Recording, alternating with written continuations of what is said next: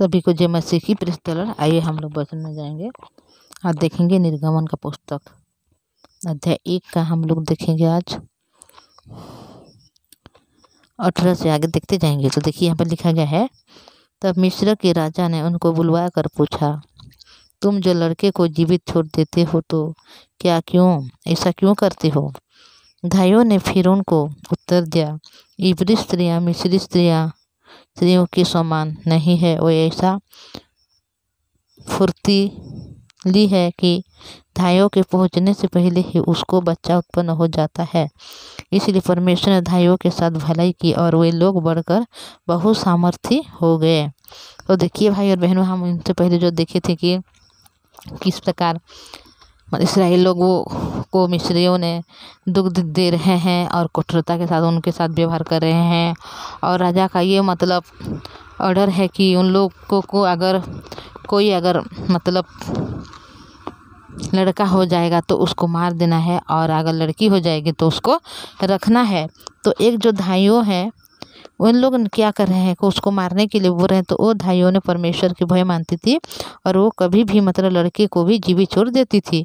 तो ऐसा क्यों करती है, इसके बारे में उनके कौन पूछ रहा है? फिरौन राजा पूछ रहा है। तो धाइयों ने फिरौन से पूछ रहे हैं कि इब्री स्त्रियाँ मिस्री स्त्रियों से समान नहीं है। वही फुर्तीली से ही धाइयों के पहुँचने से पहले ही उसको बच्चा को उत्पन्न हो जाता है और उन लोग उनको बच्चे को छुपा लेते हैं। तो इसलिए परमेश्वर ने धाइयों के साथ भलाई की और वे लोग बढ़कर बहुत सामर्थी हो गए। इसलिए कि धाइयाँ परमेश्वर का भय मानती थी, उसने उनके घर बसाया।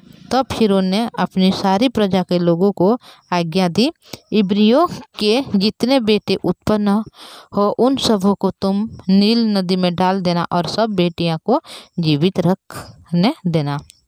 तो इस प्रकार हुआ है भाई और बहनों कि वहाँ पर जो फिरौन राजा है, उस राजा ने जब उसके देश में बहुत सारे मतलब अकाल हुआ था 7 साल का, तो उस समय वह मिस्री देश मतलब वो क्या मतलब यहाँ जो लिखा गया है कि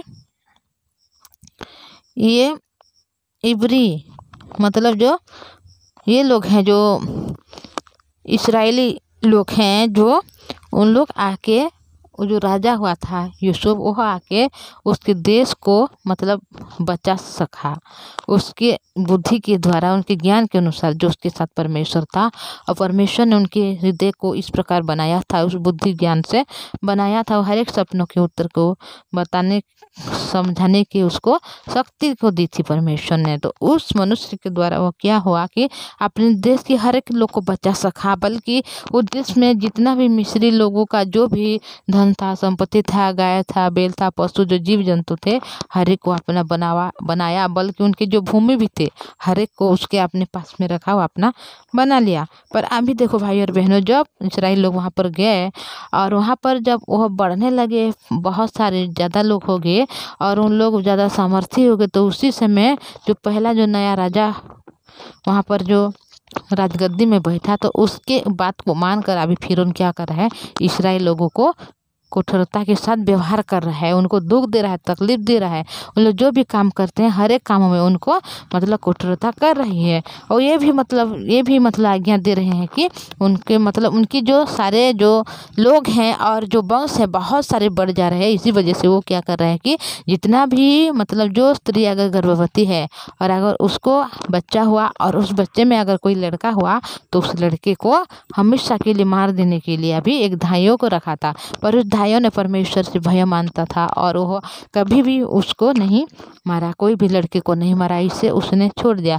पर जब फिरौन ने उनको पूछा तूने ऐसा क्यों किया, पर वो पहले से बहुत चालाक मतलब औरत है, धाइयाँ है, क्योंकि उससे परमेश्वर की अनुग्रह मिली है और परमेश्वर को भय मानती है, जिस वजह से वो बोल रहा है कि जो स्त्रियां हैं और वो क्या है कि इब्री स्त्रियां ने मिस्री स्त्रियां से समान नहीं है। क्योंकि जब धाइयाँ उसके पास जाती है तो उनसे पहले वो लोग फुर्तीली से वो लोग क्या कर रहे हैं, बच्चे को उत्पन्न कर चुकते हैं। मतलब जब दया उसके पास पहुंचता है तो उनसे पहले बच्चा उत्पन्न हो जाता है और उन लोगों ने बढ़कर बहुत सामर्थ्य हो गए हैं बोल के अभी दया ने फिर राजा से बातचीत कर रहे हैं। और परमेश्वर को भय मानता इस दाइयों को भी परमेश्वर ने उनके घर को बसाया और फिर उन्हें अपनी सारी प्रजा के लोगों को आज्ञा देकर ये बोल रहे हैं कि इब्रियों जितने भी है मतलब उस सबों को क्या करना, तुम जो लड़का पैदा करेगा उसको नील नदी में उसको क्या करेंगे, उत्पन्न होंगे सबों को नील नदी में डाल देना और सब बेटियों को जीवित रहने देना। तो देखिए यहाँ पर जो इस्राएल के लोगों हैं उनके सामने एक विपत्ति आ गया है।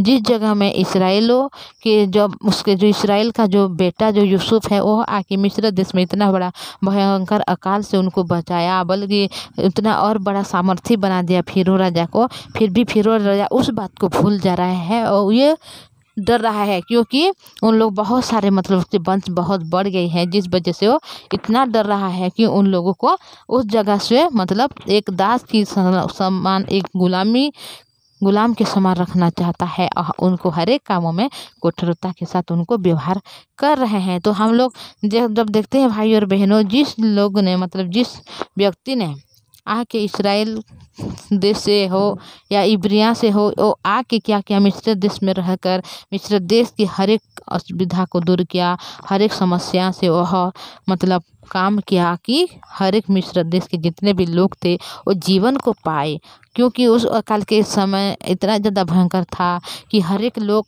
वहाँ पर मृत्यु हो जाती है, हर एक लोग मर सकते थे। पर यूसुफ के अनुग्रह उस राज्य में हुआ, बल्कि यूसुफ उस पर दया किया, इसे हम समझ सकते हैं क्योंकि यूसुफ के साथ परमेश्वर था। परमेश्वर भी उनके मिस्र देश में दया किया और वह आके वहाँ का राजा के समान हर एक काम को बनाया, मतलब चलाया, हर एक बातों में वह हर एक आशीष को फिरौन के देश में, फिरौन के जगह में भर दिया।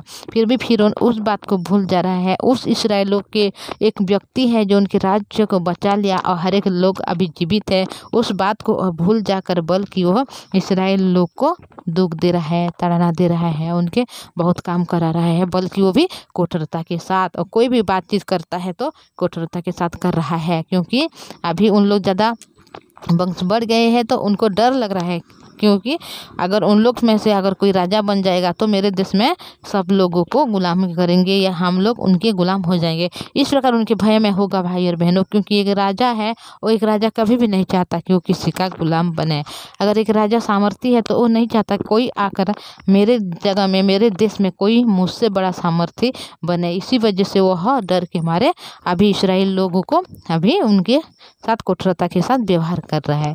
तो हम आगे देखेंगे कि परमेश्वर किस प्रकार इस्राएल लोगों को वहाँ पर से बाहर निकालेगा, या कौन है जो उसको जो बचा सकता है। जिस प्रकार यूसुफ के घराने में जो यूसुफ भी अभी तो उसके जगत में नहीं है, दुनिया में नहीं है, उसकी मृत्यु हो गई, फिर यूसुफ के बाद कौन आएगा जो उन लोगों को मतलब आगे बढ़ाकर ले जाएगा इस्राएलों से छुड़ाकर। तो हम हर एक बात को आगे देखेंगे। तो इतना बोलूँगी भाई और बहनों। तो मैं आपको रिक्वेस्ट करूँगी, अगर इस चैनल में नहीं है तो चैनल को सब्सक्राइब कीजिए, लाइक और शेयर कीजिए। आइए हम प्रार्थना करेंगे। पवित्र परमेश्वर पिताजी, धन्यवाद आपकी दया करुणा के लिए प्रभु। आज जब हम देखते हैं प्रभु जी कि हम मनुष्य इस प्रकार हैं प्रभु जी, जो फिरौन को हम देखते हैं कि जिस देश की व्यक्ति आकर उस देश की राजा बना और उस देश के हर एक लोगों को एक जीवन दान दिया, उसी व्यक्ति के, उस घराना के, उस वंश के लोगों को अभी सता रहा है प्रभु जी। उस मनुष्य की तरह हम मनुष्य प्रभु, आप हमें मदद सहायता कीजिए, आशीष कीजिए प्रभु जी। हम जो आसपास में देखते हैं हमारे घर के, हमारे रिश्तेदार के हर लोग ऐसे हो रहे हैं प्रभु जी, पर उन सबों से आप बचाने वाला परमेश्वर है। अब इस्राएल का परमेश्वर, उसी प्रकार हमारे जो भाई और बहन वचन को सुनते हैं उनके भी आप परमेश्वर है, उनकी भी रखवाली करने वाला परमेश्वर आप है, उनको दया करने वाला परमेश्वर आप है। आपने उनके संभाला, उनके परिवार को आशीष किया, अनुग्रह किया, इसलिए धन्यवाद। यीशु के नाम से मांगते ये दुआ, आमीन। थैंक